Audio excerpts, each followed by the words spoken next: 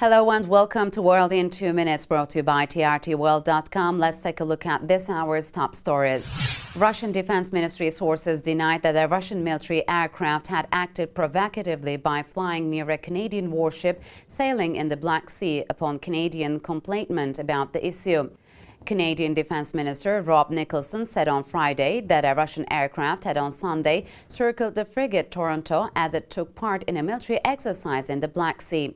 The Defense Minister added that although the aircraft posed no threat, their actions were unnecessarily provocative and risk escalating tensions even further.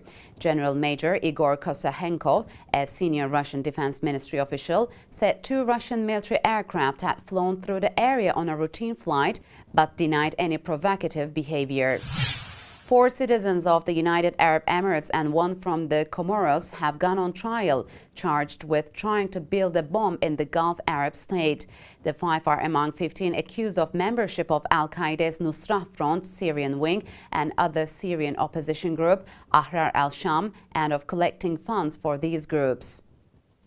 The newspapers reported prosecutors as saying the accused had traveled to Syria to make contact with armed groups and had collected money, devices and equipment for use in attacks on civilians in Syria. Afghan President Hamid Karzai urged 2 presidential candidates, Abdullah Abdullah and Ashraf Ghani Ahmadzai, to reach an agreement on a new national unity government in the wake of his ending presidential period. Karzai told the crowd of hundreds of power brokers to stimulate the 2 presidential contesters to make a deal for terminating the country's now 5-month-long election process. Abdullah on Monday had announced that he would not accept the expected outcome of the election committee's recount of some 8 million ballots cast in a June runoff, an indication that the official ballot numbers favor Ghani Ahmadzai.